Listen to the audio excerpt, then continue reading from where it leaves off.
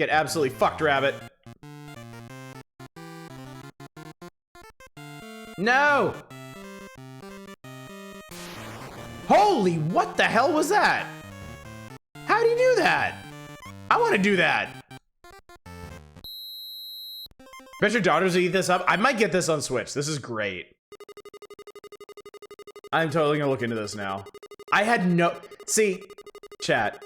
This is the reason for the season. This is why the Power Hours exist. To find stuff like this. Almost none of us knew about this game. I think like one person in chat said they had this as a kid. This is incredible. This is an absolute diamond in the rough. This is so much fun.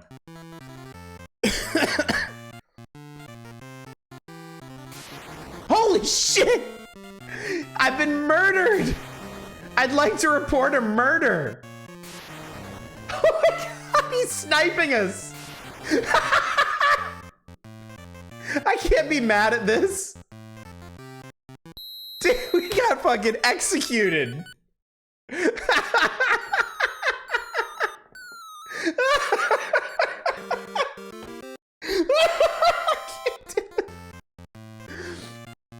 Rabbit has had enough of your shit, Penguin.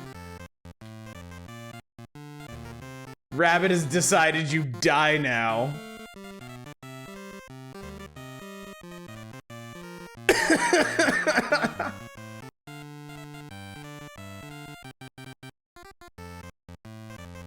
Oh, man.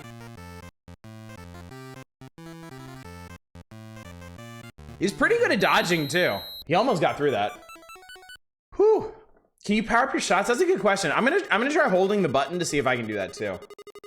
It might be a special Rabbit ability that he didn't use the first time through, or it might be something that they start doing once you loop. We'll have to see if the other characters do it too. I have to see if Cow fucking Kamehamehas with a dodgeball. Actually really dangerous when you get a lot over there. They get up, they can just toss them at you in a wave. Yeah. No, it totally is.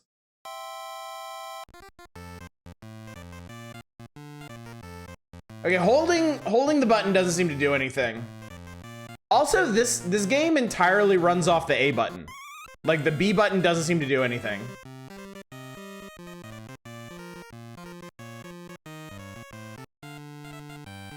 Seems like you can maybe catch incoming balls instead of waiting for them to settle.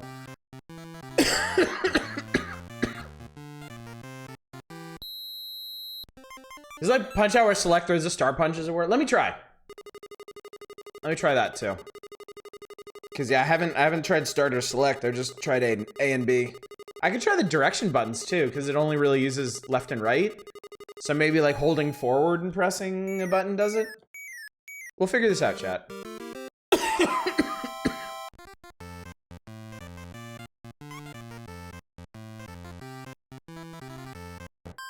Okay, start is pause. Select doesn't do anything either.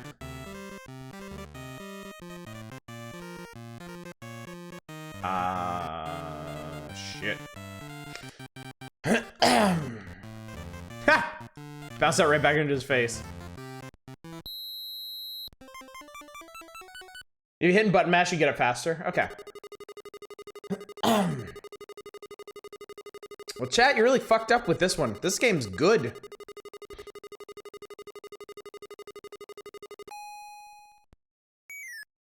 Bet this isn't what you were expecting, was it? Oh, there's... Okay, I was just about to say, there's another bonus game. Oh, fuck off, man.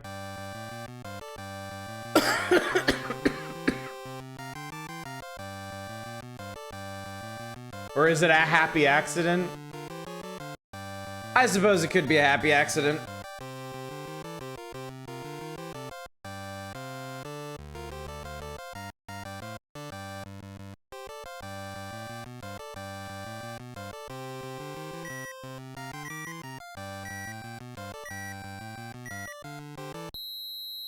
I got 33 across this time. Looks like the Switch remake is about $15. Just add to your wish list. Nice. I got a lot of points for that. I am rich in points, chat. I'm the high score. Go me. Yeah, when it comes to Penguin Wars, I'm kind of a big deal. Rat just looks so happy to be here, and then you don't even see him when you're fighting him.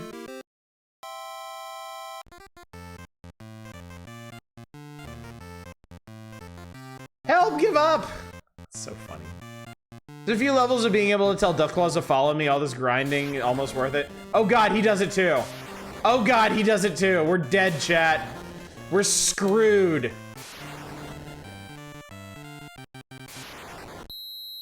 Got fucking murdered by the rat. Yeah, I would cry about that too. So I guess it's something they all start doing once. Oh my god. I guess it really is something they start doing once you loop the game. Holding A for a few seconds. Well, we're dead.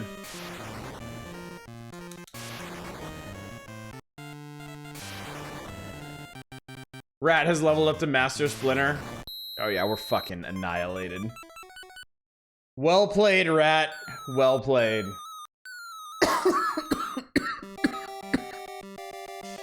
I mean, I got 300,000 points. I can be pretty happy with that on my first try.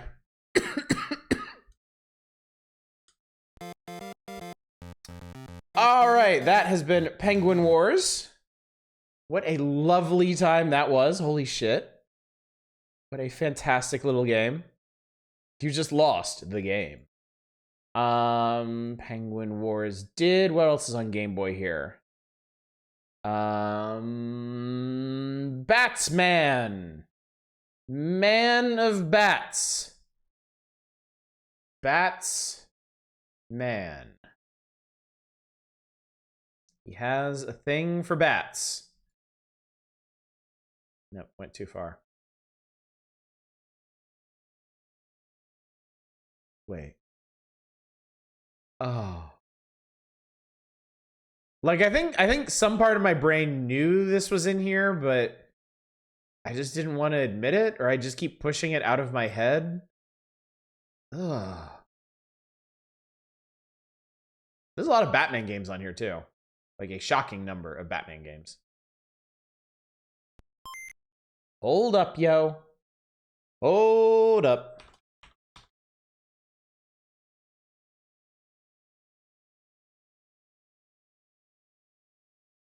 Yeah, RoboCop 2 is in there, unfucking fortunately.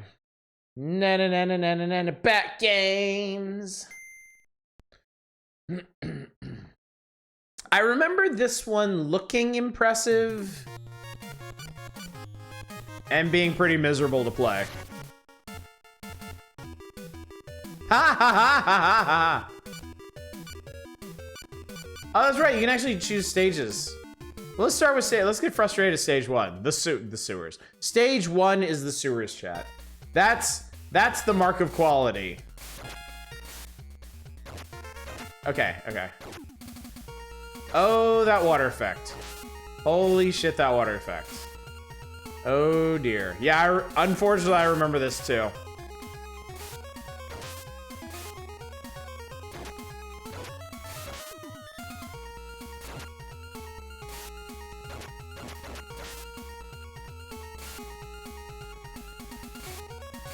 Ah, you can wall jump. Okay.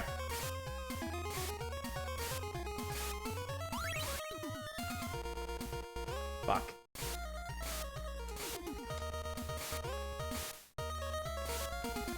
You can wall jump Sunsoft Batman style.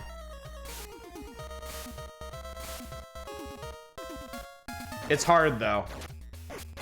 In this game, it's particularly hard.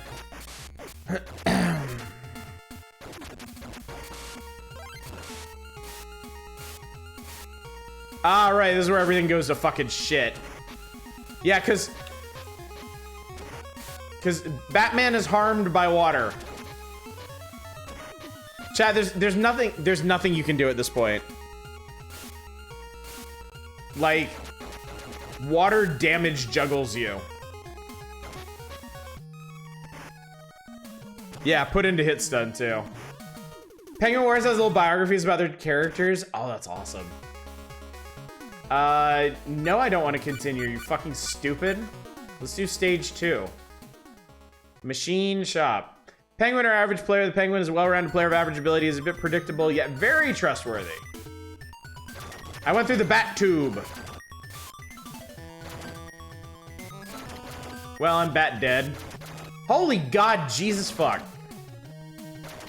Rabbit, the goofy player. The busy-tailed rabbit will hop quickly about with rather average skill and is very amusing. Okay. Bat, the skillful player. Bat is rather quick and quite adept at rolling the ball. The bat can be very difficult to hit with a rolling ball. Rat's the strategic player. Persistent character.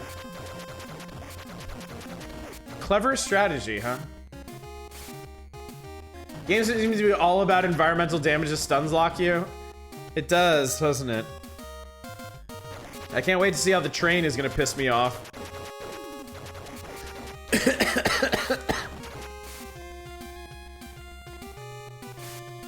Also, these graphical effects are kind of miserable.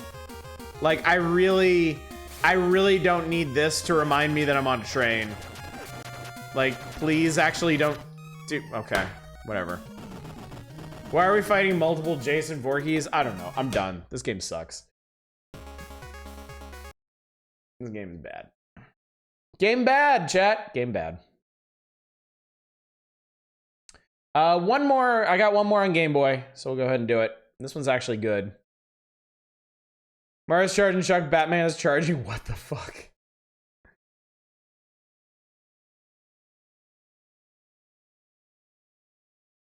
Let's see here.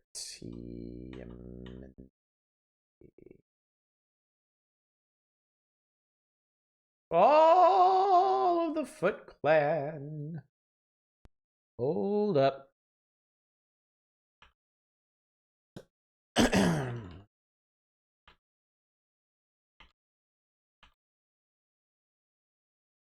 Would it be better if I did... Yeah, that's better. There we go. Much more even. Okay.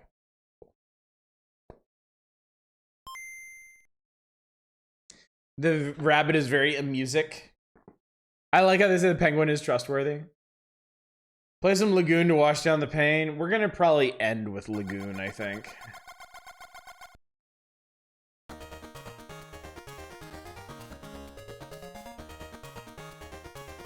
Sure. Let's be Raphael. Let's be contrarian.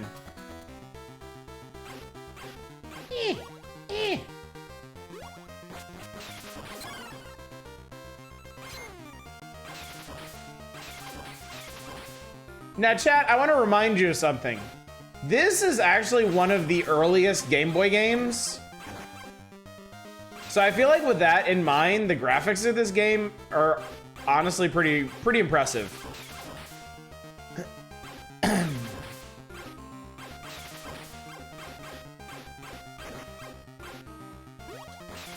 Game Boy is the biggest quality extremes I've ever seen on a system. Pretty amazing, isn't it? I think some developers who were otherwise at least competent at producing video games just were not prepared to try and make something that fit onto this screen or within these hardware limitations. Listen to those MIDI sounds. Whee!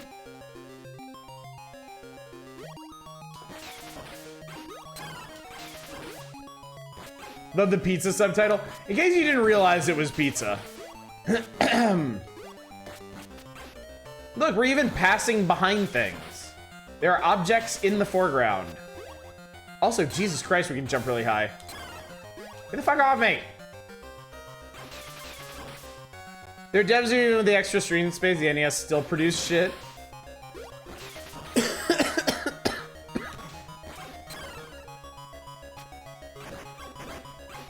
Castlevania Adventure, Link's Awakening, Pokemon Silver Gold, still have some of my favorite music tracks in ever.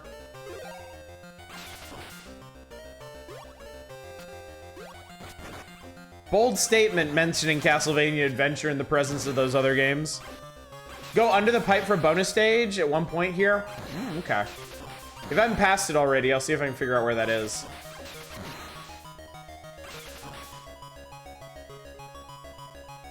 Oh, I guess we're done here. Dun, dun, dun, dun. Game can be trash to still have an excellent soundtrack. That is true. That is true, but man, there are degrees of trash, and Castlevania Adventure is on a tier all its own. Yeah, these graphics are great. The first time we played this, I was super impressed with this game. And again, this is one of the earliest Game Boy games. Ah, shit, I missed my pizza. Fuck.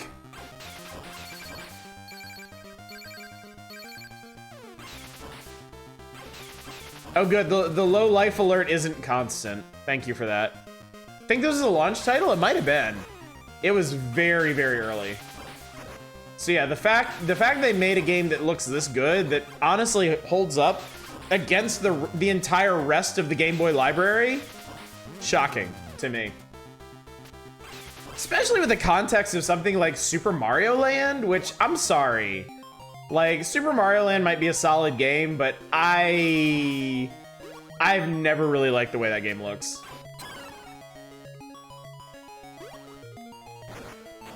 Played this so much as a kid. Man, if I had this, I would have loved it. I would have played it all the time. Ow, get off me. Oh good, he was full of pizza. That's what I like to see. What studio made this? Konami. This was a Konami joint. You know, back when they made games of any value. Could never beat Super Mario Land as a kid. Super Mario Land's fucking hard. Super Mario Land's got some weird shit going on in it, too. No. Raph! Raph, you got this. Like, even if you're familiar with Mario games, there's some stuff that'll come up on you in Mario Land that you're just not expecting. And it will fuck you up. Castlevania Adventure ROM hack only makes Simon move faster and handle a little better and makes all the difference in the world. I bet. I bet.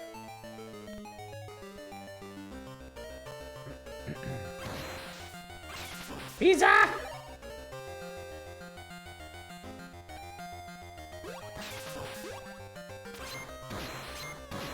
Take that, barrels.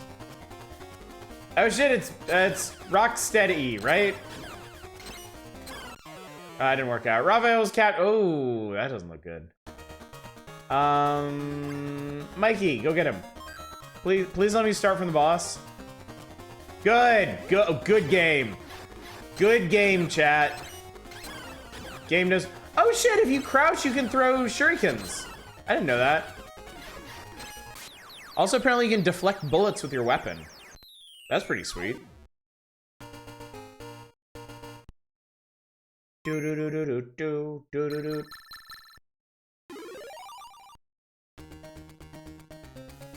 mean, that's some great sprite art right there.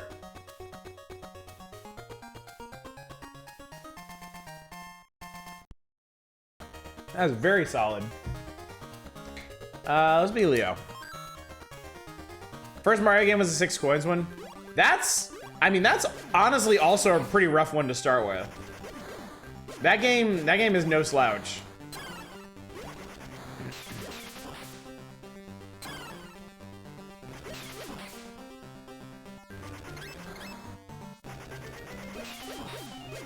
Interesting that crouching triggers your special attack. And it's shurikens, and you have a limited number of them. Just me, despite Mario Land 2 being a good game, it feels strangely empty to me. No. That is absolutely a thing. Mario Land 2 has a really weird atmosphere to it. I totally feel that too. A lot of levels are weirdly empty. Despite the themes of the worlds, it's got like an almost melancholy feel to it. I can't remember if we talked about that when we actually played Mario 2. But yeah, it's a bizarrely melancholy game.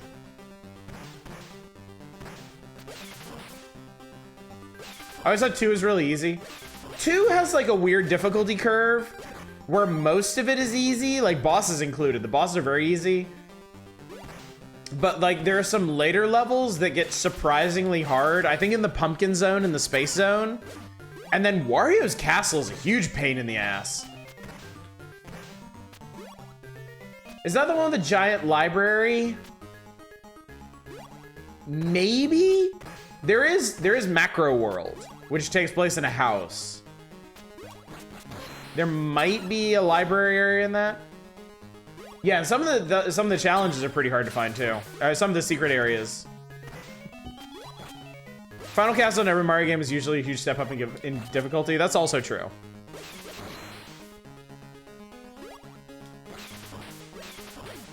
I mean, definitely not as hard or as weird as Mario Land 1.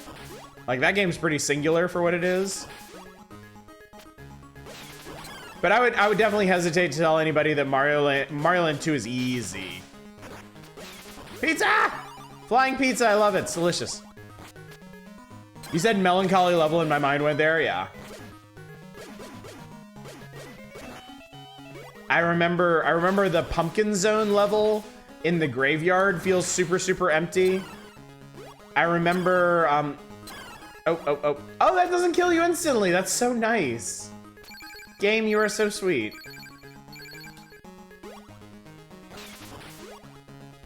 The emptiness for me is most problem in the Beep Boop soundtrack. You didn't mention that like a good soundtrack can keep you invested in an otherwise uninteresting game. So it might have a deeper impact on you. Oh Jesus. I don't think we're no-hitting Bebop. No, we're not. If there's ever a game that can be said to have a Beep Boop soundtrack, it's that. That is true. Okay, I think I'm done with this one. I am enjoying this quite a bit, but I want to make sure we have time to get to the rest of the games on the docket. And some of these may take longer than others. So let me... I guess we better get the NES games out of the way.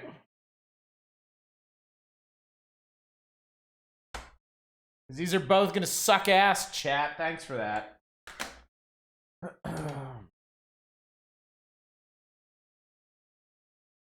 Being a couple beaten Super Mario Brothers Lost Levels 2 and 3.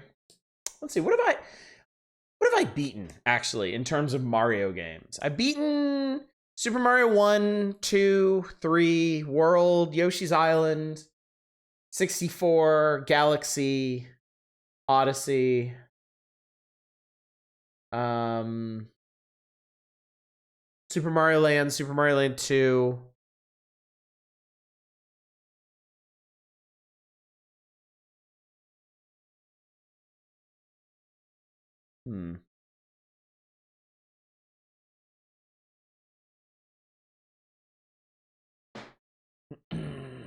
Beating Sonic 2, 3, and Knuckles, and Sonic 1 save states. Fuck Labyrinth and Scrap Brain Zone. Sonic 1 is the only Sonic game that I've actually beaten. Oh, wrong button.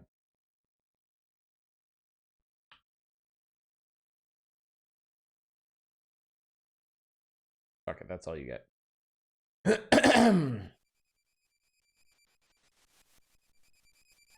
I put the audio levels back up. Mostly okay at Labyrinth, but fuck Scrap Brain Act 3. Labyrinth was originally gonna be the second fucking level. I don't know, the whole Marble Ruin Zone's pretty rough too. Okay, I hate this game. This game sucks. I don't think I've ever beaten this first level. Yeah, this game sucks ass. Like, serious ass.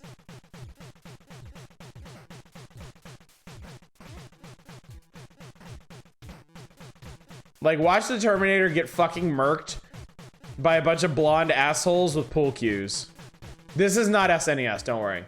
Target program. Use arrows to locate targets. Find leader.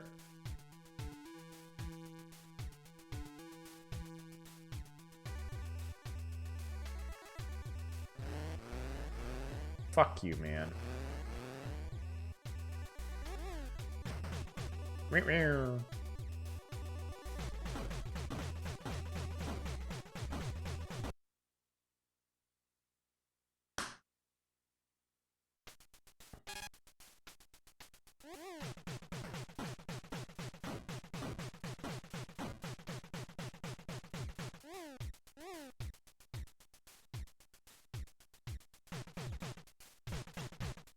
Like, how do you suppose this is supposed... Like, is this what they expect the Terminator to do, is fucking hit and run attacks against fucking unarmed thugs? Is that the plan here?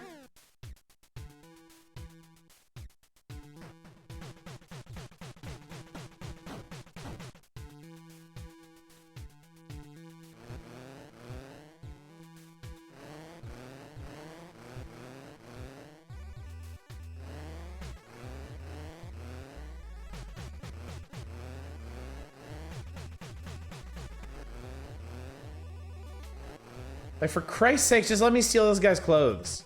That's all I'm here for. Wait, no!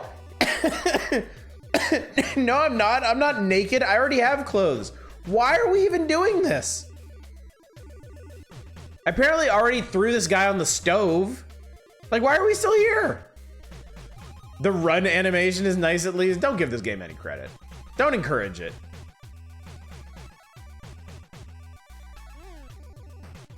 To get a motorcycle?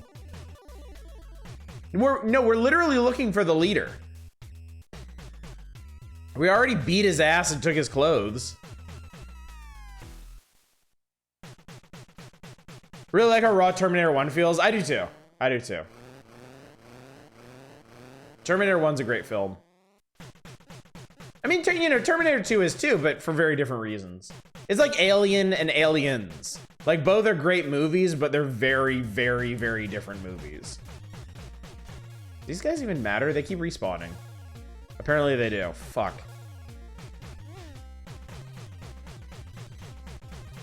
Yeah, Predator, Predator 2. I guess that was a thing for a while, yeah? Like, sequels with really different tones or themes. And then there was Alien 3. Alien 3 tried. Alien 3 was a neat concept, but man, Alien 3 was... They tried. Aliens are actually great as two halves of a whole. Terror and fear of being alone and overwhelmed in the first one. Compared to the revenge and satisfaction of actually having the means to deal with the issue the second time. Very true, yeah. Very true. My God, dude. I can't wait to find out where they send me back to when I die.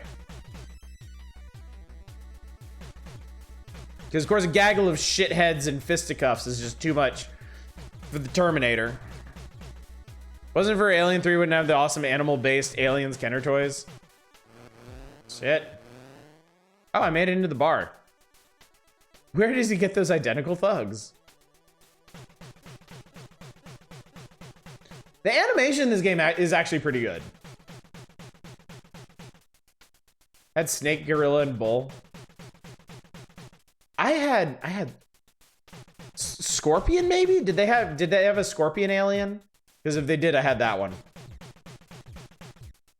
I remember when I was a kid that whichever alien figure I had came with a little rubber face hugger. And I remember I put it inside a balloon, and I filled the balloon with water, and I added some food coloring to it, and then I froze it in my freezer. And then I took it out and showed it to my friends, and I told them it was an alien egg. And some of them believed me. Well, this is where we die, I guess. This is goddamn Jason Voorhees over here.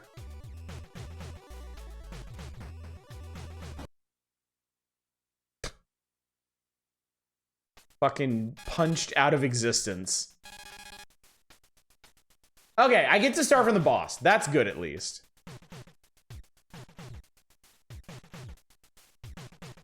Seems like hit and run is the way to go.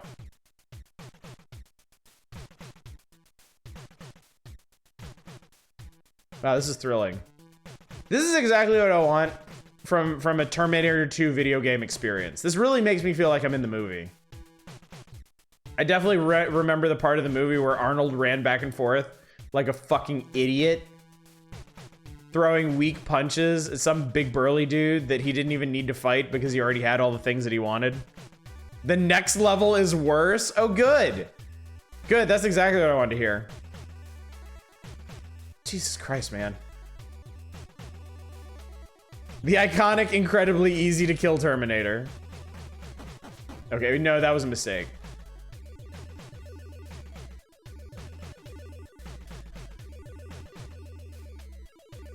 This is so lame.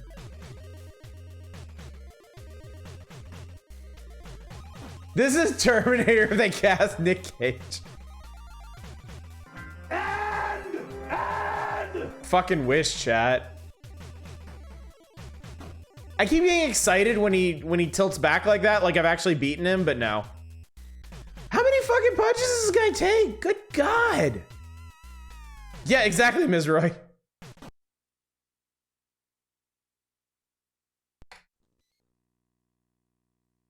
Anyway, let's play the other bullshit on this list.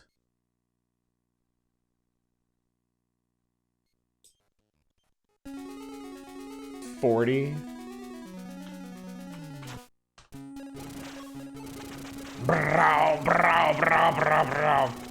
Imagine Terminator 1 out of this Terminator like 40 minutes of build up, then Arnie gets punched once and fucking dies.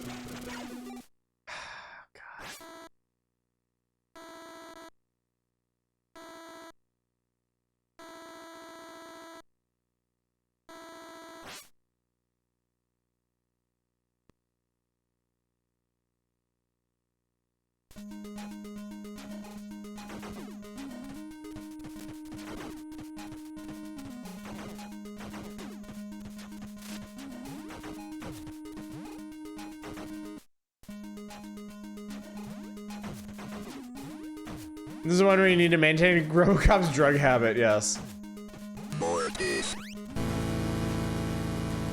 Obtain enough nuke or lose the level. Well, it's still better. Again, it's still better than the Game Boy one, where if you fuck up in the Game Boy one, you just have to do the level over again. This one, they at least just put you in like training. You get to do a pretty neat, you get to do a pretty neat little shooting gallery.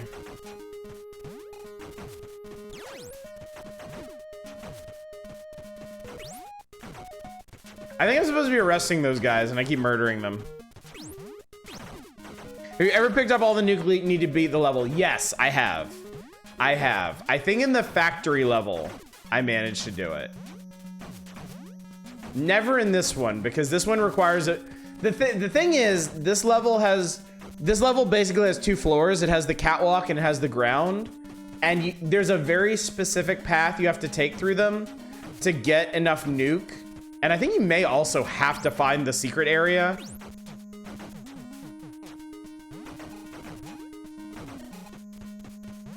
But the factory, oh, by the way, there's a bottle of nuke at the end that there's no way to get. But the factory, there's a set path you have to take through the level. And it actually makes it easier to get all the nuke you need. I feel like an actually accurate RoboCop game would need to Doom 2016 tier gore. Oh, absolutely, yeah. If you actually wanted to match their Verhoeven concept of RoboCop, yeah, absolutely.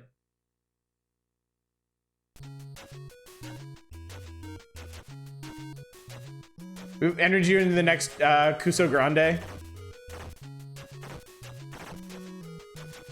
Okay, don't shoot the screaming people that are somehow fucking up the telephone pole somehow. I actually like this. I actually like this little minigame because I've played it so many times. I think it's pretty fun.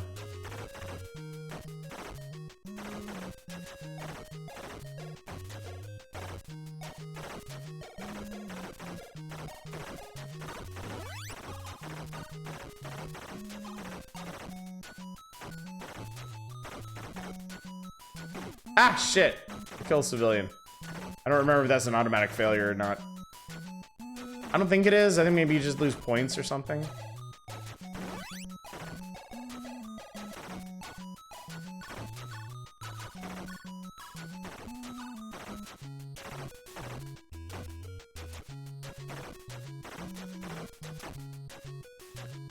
How do we do? Kind of reminds me of the shooting gallery in Shinobi. You pass the target range test, therefore your system calibration has been successful. You're allowed to go back on active duty. Good luck for your next time. Whatever. So yeah, basically, just get to the end of every level in this. Do the shooting gallery. It's fine. God. So this one, instead of... Well, I'm dead. So this one, instead of nuke, you're rescuing people whose brains are about to explode. Oh, you're only allowed the shooting gallery 3 times? RoboCop is taken away for calibration, but he will try again. This is kind of a horrifying scene. Whatever, man. He is a cop. He is a Robert. He is Robert Cop.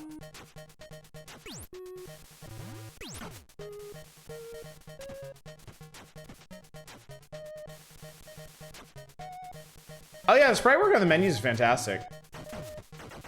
Shame about everything else. Oh no, this one doesn't.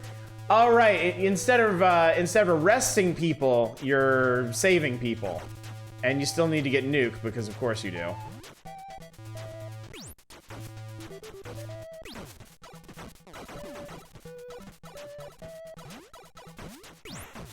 That was close.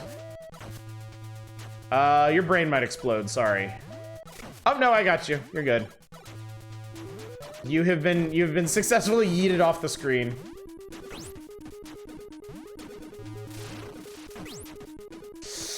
I may have fucked up.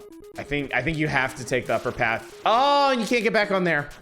Yeah, you gotta take the upper path there. I don't think there's any way to get past those gears otherwise. It's have a very low quality Amiga feel to it. Low quality for sure. This definitely feels like shovelware trash. Powerfully.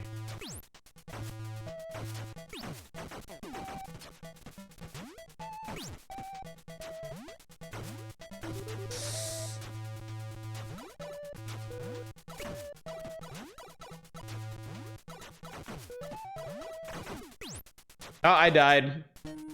I touched a gear with the heel of my foot and died.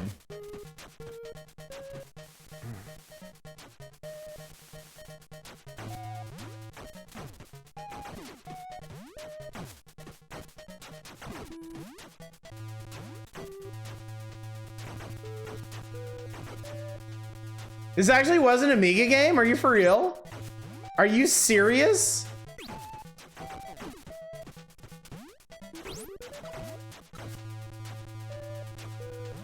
That explains so much. Oh, fuck. Okay. I take literally every Amiga platformer I ever tried fucking blows.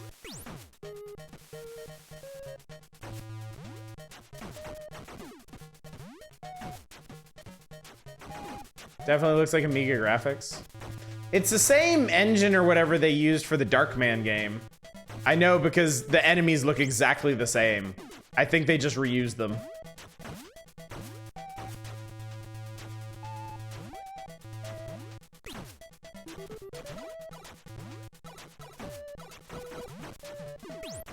Fucking, oh my god. All right, one more try. One more, that's it, one more.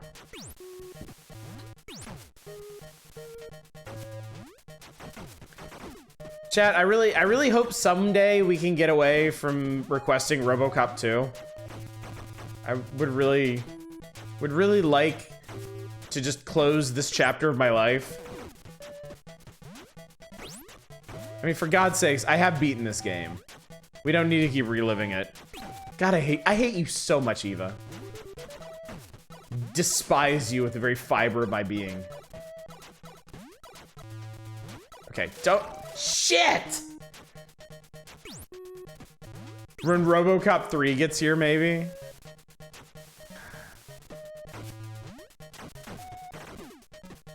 I didn't nominate it. I am putting this evil on you.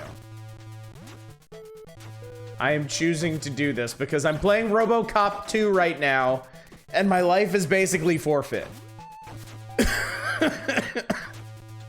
Eva voted for Kodos. Oh shit, why did I do that? I knew you couldn't do that and I did it anyway.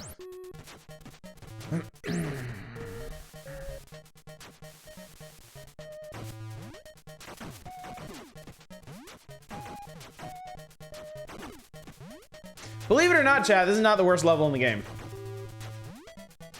Believe it or not, it gets worse. I was looking at missed the beginning of the stream, oopsie doodle. I do not reveal voting totals until we call the vote. I will most likely call the vote at the beginning of my birthday stream. So if for whatever reason you don't manage to, oh God, I shot the hostage. If for whatever reason you don't manage to log a vote until Saturday, you're gonna want to get there on time. Fuck, I jumped. And that's the end of it too. That was the end of the area. Like, are any of them close? No specifics on which one. Where are we on this now? There is a definite front runner. There is a definite front runner. There is a definite loser. And the other four are all kind of clustered around each other.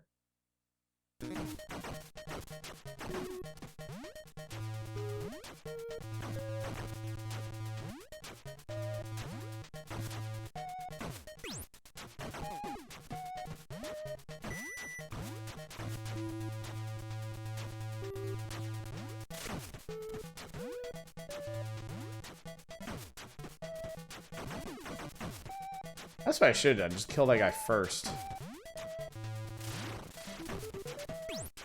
Okay, should be able to get back now. Okay, there we go.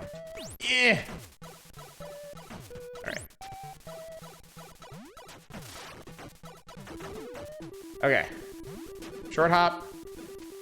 Short hop. Yes, I did it. Okay. Okay. You have destroyed 62% of the nuke. You have arrested. Actually rescued.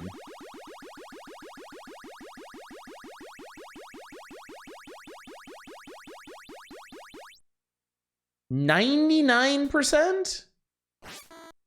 I don't think mathematically that works out. On hover pads, use button B to fire the retro rockets. The hover pad can gain access to hidden nuke store. This is... I feel like this is maybe the worst level in the game. It's so ugly. It's so stupid. There is so much bullshit in this one.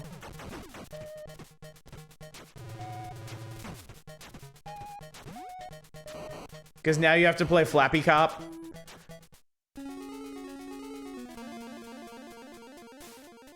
Well, since we just got there, I gotta show you this horse shit.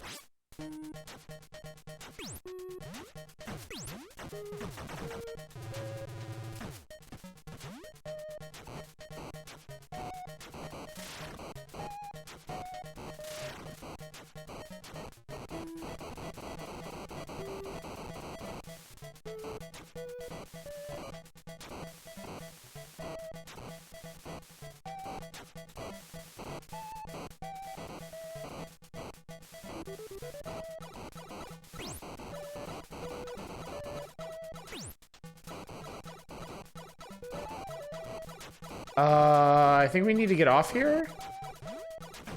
And then, yeah, that thing. Okay, okay. Oh god, oh god, fuck, Jesus, shit. I'm not sure I can get that person up there. Yeah, their brain exploded. Does this game have good controls or something? You always seem to linger on this game longer than other shitty games. Because I've beaten this one. I actually know what I'm doing in this one. And I want to make sure that anybody who didn't see me beat this game knows the full scope of how garbage this game is. It does not have good controls. No, they're very stiff and sticky. It's just, you know, it's a different story when you're actually familiar with something. As bad as it is, and this is definitely one of the worst NES games we've ever played. As bad as this is, that familiarity makes like a huge difference.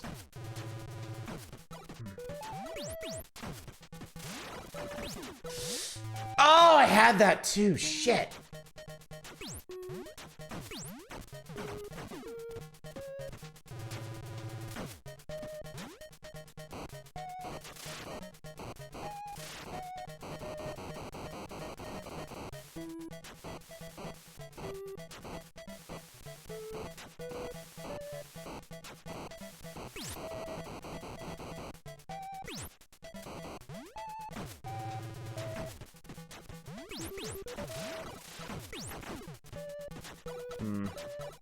I think you have to one cycle that. I think you have to get on this platform.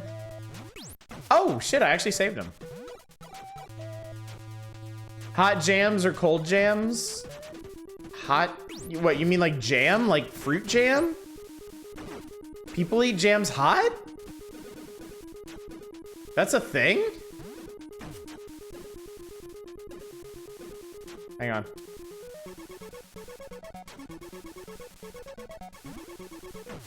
Oh, I did it. I mean like music. What the hell are you on about?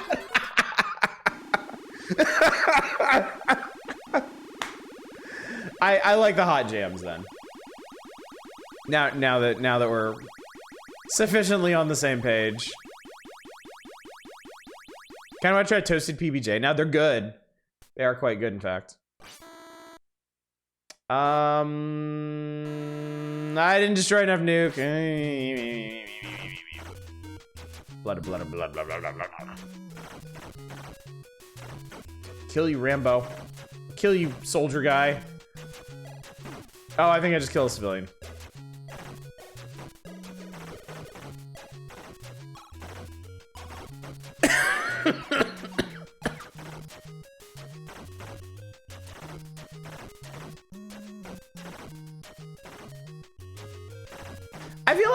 I feel like if I was surrounded by bad guys and like the cops were just fucking gunning them down with a machine gun, the last thing I would do is like pop out of hiding, wave my arms and scream.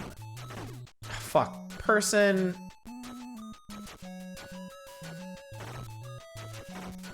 Like, I don't know, maybe that's just me. Maybe I would act differently in a high stakes situation like that, but like, yeah. Obviously, you never played Virtua Cop then. I'm just wasting all the civilians here. I'm just blendering these people.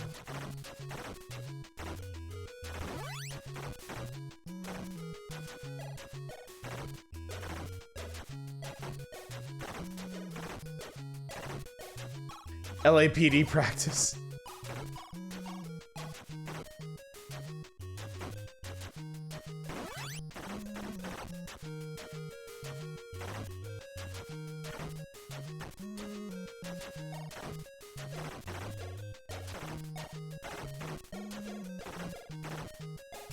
I haven't even been paying attention to the interface. Like the bottom left number is the number of targets I need to shoot, right? The center is my ammo, and the right is the time. So I think I actually failed this one.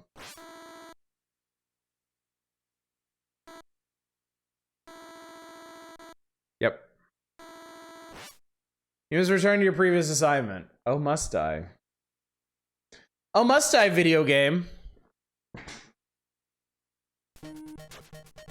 I disagree. I wholeheartedly disagree.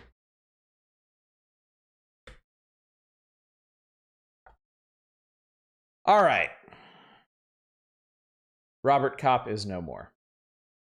Robert Kopp died on the way back to his home planet. All right.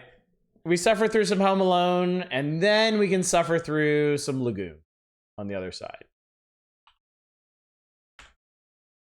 How did you feel writing to their trial? Your previous assignment was the Nintendo Power Magazine. Damn it!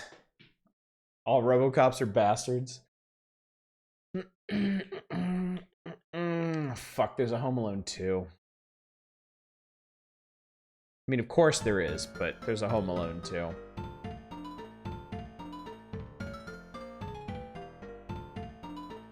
Yeah, nobody picked good games. We didn't get any Castlevania, we didn't get any Zelda. I guess Lojafly already went to sleep.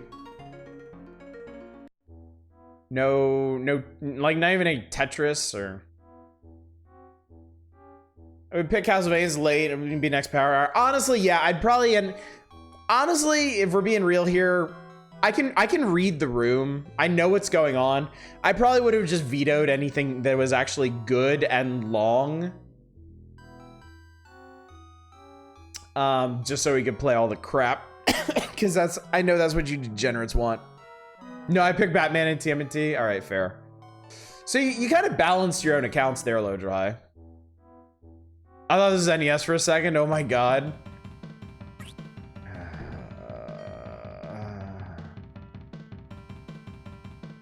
Wait. Is it? Wait. Are we supposed to be playing the NES Home Alone? No, it's the SNES Home Alone. I feel like I haven't played this one before.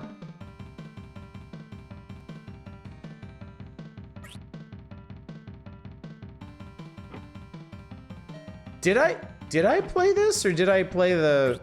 Who the fuck are you? Hi, I get... Oh, he still hurts you. That's amazing.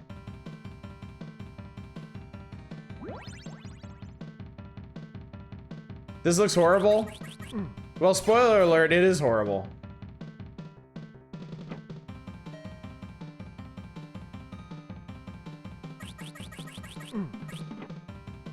Wait! Fuck off.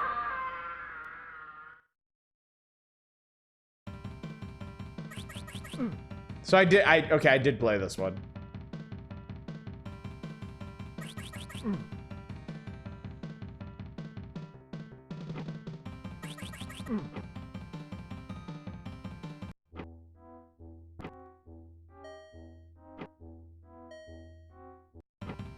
The Wet Bandits expanded their ranks. There was a... Oh, my backpack is full. I gotta go dump the stuff down the chute, I guess. Oh, here we go.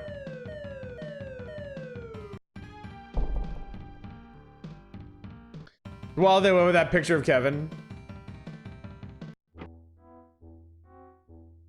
I too hide bags of money in the toilet. And rings in the bathroom mirror. Pizza! Pizza in the chest of drawers? What the fuck?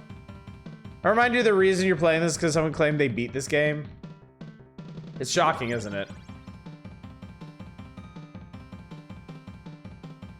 The Power Players section is, in a way, some of the most horrifying content in Nintendo Power because of the games that people have claimed to have played to completion.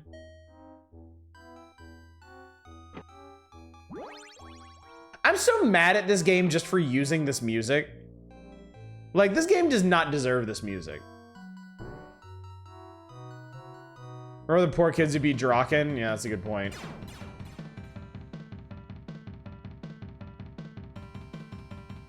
Has Guy here some weird Home Alone thing with, from what bits I've heard? Yes, it is. And it sucks.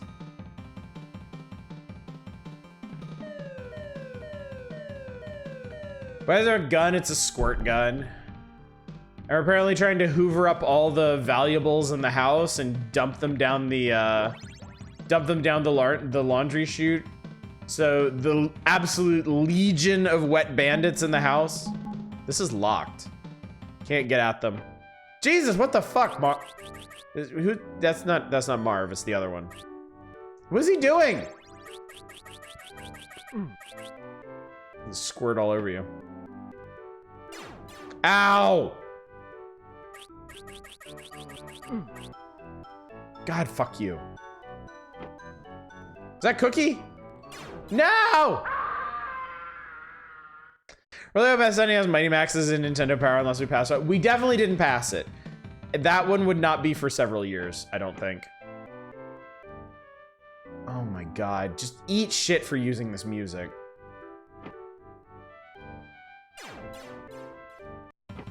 Just eat so much shit.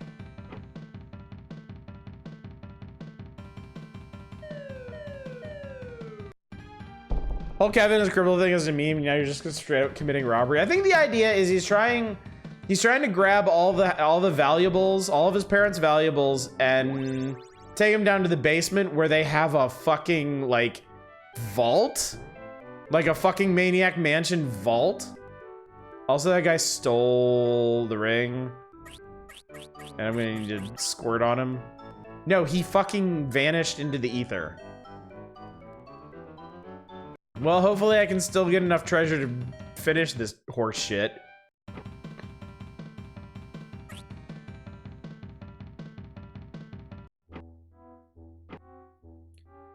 I say use the game over screen and scream if I didn't suspect it's heavily copyrighted.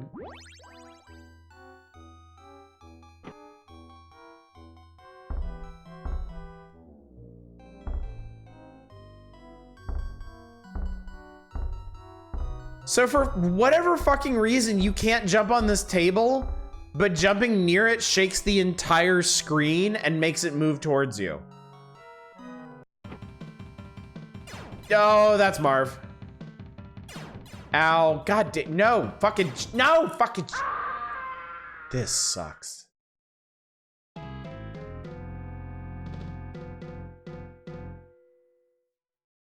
Let's just play Lagoon.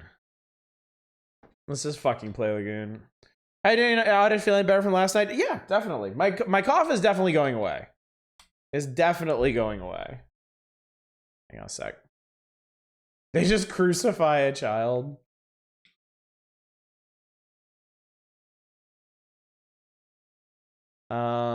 Y'all are gonna have to remind me how to play this game, because I remember there's just a bunch of intensely arbitrary bullshit to get through here.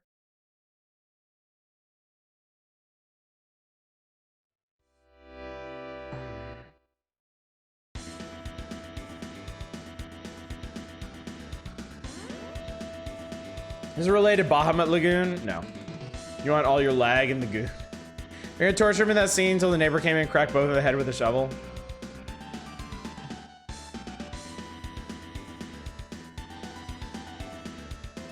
I think it's trying to have an intense anime opening. Oh yeah, it definitely is. And the shoulder pads, my god. Nothing is more 80s anime than those huge fantasy anime pauldrons. You did, Arcane. I'm so sorry. Recently watching an ER doc go over all the injuries the guy suffered in the first movie. Oh, wow.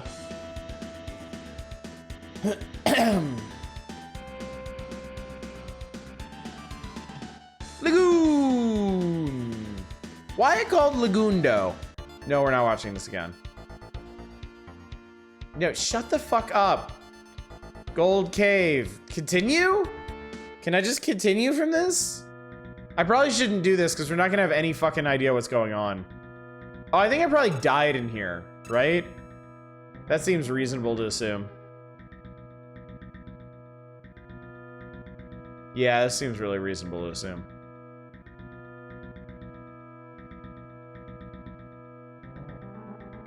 I think it's nearly impossible to hit stuff from above. What the fucking shit? Okay. Okay, we have a jump button. That's cool. Whee! Walk in my sword. Ow! Oh, fucking Christ. I think maybe the only way... Oh, no. I think maybe the only way I can fight things from the side, maybe? Really is shit ease.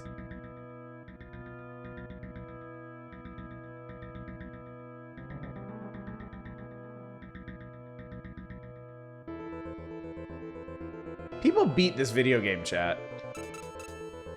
People have actually beaten this. This game has a jump button. The reason classic ease games is that you run into enemies.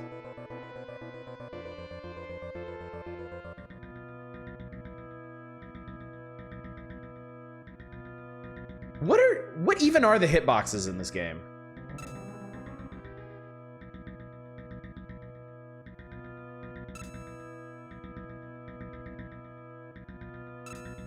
Does the health regen apply if you stand still in this? I have no idea. I don't even know what my max health is. I'm at max health. I have 10 hit points. I was remembering Lagoon, you don't have a hitbox, only your sword does.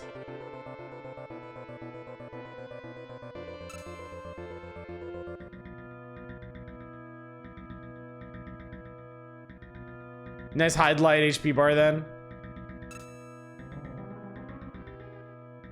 My God.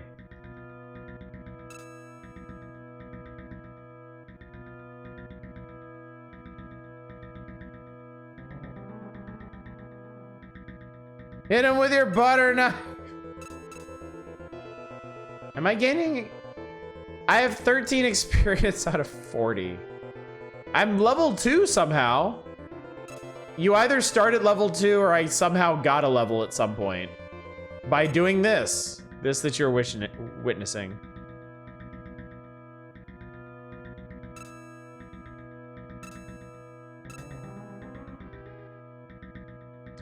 Is there any way to get a Beyond Oasis playthrough, Oddish? I don't even know what that is.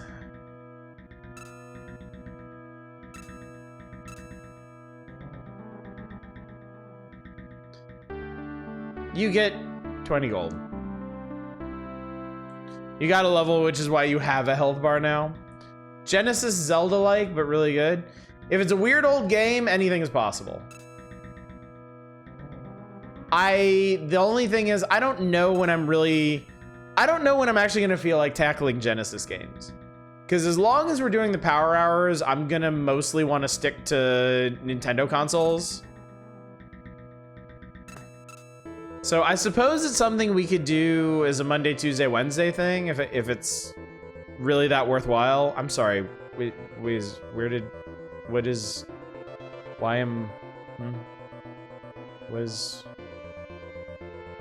This is a dead end. I came all this way for nothing.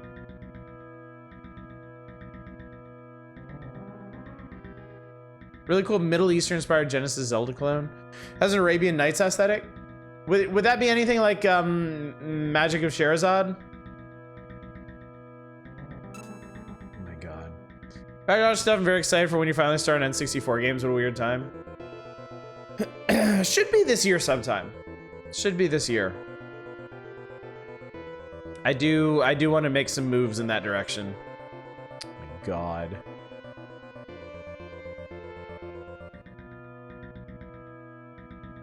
Ocarina of Time playthrough gonna be so fun. I am personally looking forward to that. Yeah. We'll just see how things fall, because you know we've got whatever wins the vote. We're gonna start on Monday, and then that's gonna be pretty long, probably. I feel like whatever gets picked is probably gonna last into February, and then the Dragon View has to be squeezed in somewhere. So by then, by like mid-February, I guess. Of course I'm not enjoying this Eva. This game sucks. It's not like offensively bad like the other games I've been playing tonight. It's just sad. I almost feel bad for this game for existing the way it does. But yeah, the other thing is I'm not really sure what I'm gonna be in the mood in. I'm gonna be what. Holy fuck, I can't talk anymore. I don't know what I'm going to be in the mood for by the time we finish our next big game and the Doom stream. This dungeon blows. So I can't really predict that far in the future. This is a game that gets better as your first upgrades. Gotta be better if you get a longer sword. I'm not convinced you get a longer sword. Open the fucking... Oh my God. Hope he at least reaches the magic ring. That helps. That's not fucking happening. You do not. Unless the magic ring is in this room, I'm not getting it. Sword never gets better. Can I please go in here? Can I do anything? Can I accomplish anything? No? Okay, cool. Well, I'm 5 experience from another level.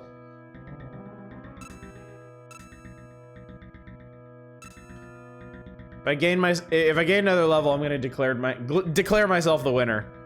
Have you ever accomplished anything? Not in this game.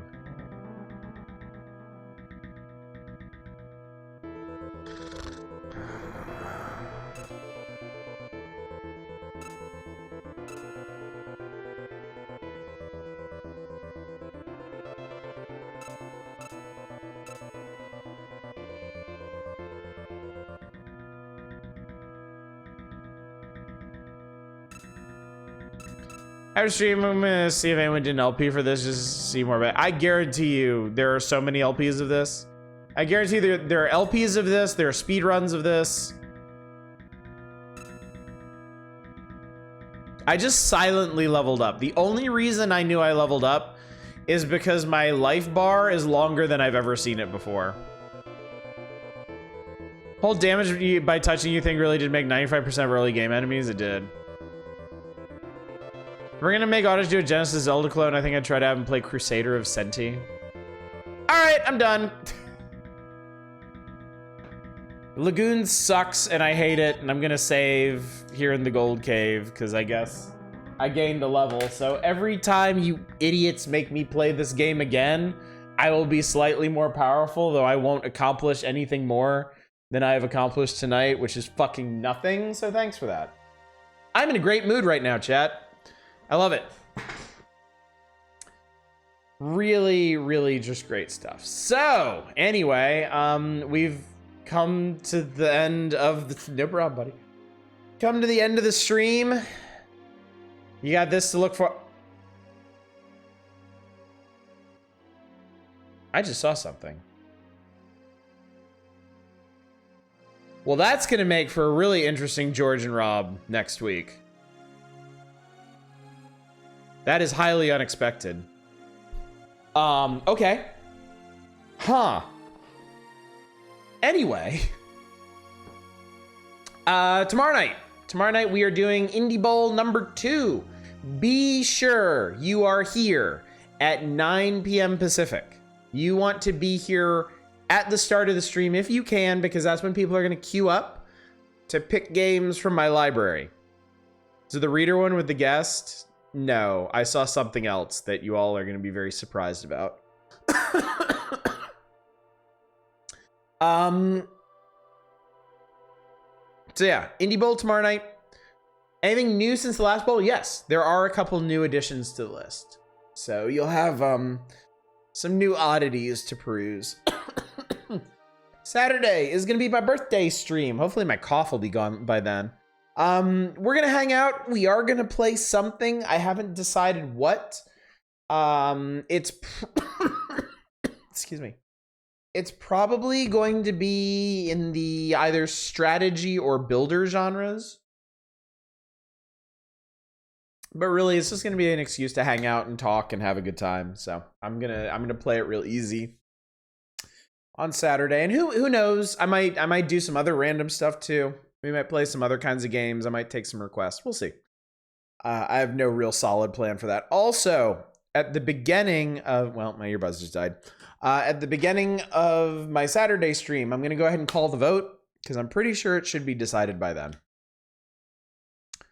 I'll be off on Sunday, and then on Monday, we'll start whatever won the vote. So... pretty straightforward schedule, but we're doing some neat stuff over the next couple of nights, so hopefully you'll be around for that.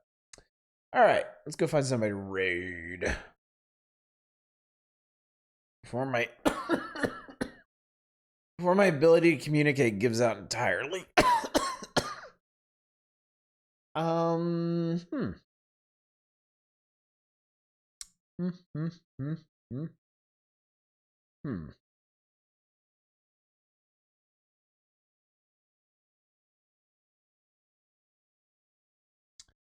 I suppose... Oh, this could be entertaining. I suppose I'll send you over to our friend McQueeb, who's playing Undernaut's Labyrinth of Yomi. This looks like a dungeon crawler. So I'm sure a couple ears in chat just perked up at that. Remember when you thought you'd be doing George and Rob tonight? Okay, to be fair, y'all have never sabotaged a Power Hour stream as hard as you have tonight. I know sometimes y'all grab some memey shit off the Power Players list, but you've never managed to fill an entire hour with it. So, although, considering what I glanced at when I flipped over to George and Rob, it's probably better it went this way. Because there's going to be at least one thing that I know y'all are going to want to spend some time on. So, because you're buying that one, now you're making me want to stay up even later. Well, I'm not here to help you make good decisions, Toast. That's never been my MO. So anyway, chat, thank you so much for coming out tonight. Thank you for joining me for another Power Hours, 2 nights in a row. This has honestly been really fun. I've enjoyed this immensely, but there's going to be some really cool stuff coming up over the next couple of nights. So hopefully I see y'all tomorrow night for the Indie Bowl. But until then, as always, y'all take care. Bye, everybody.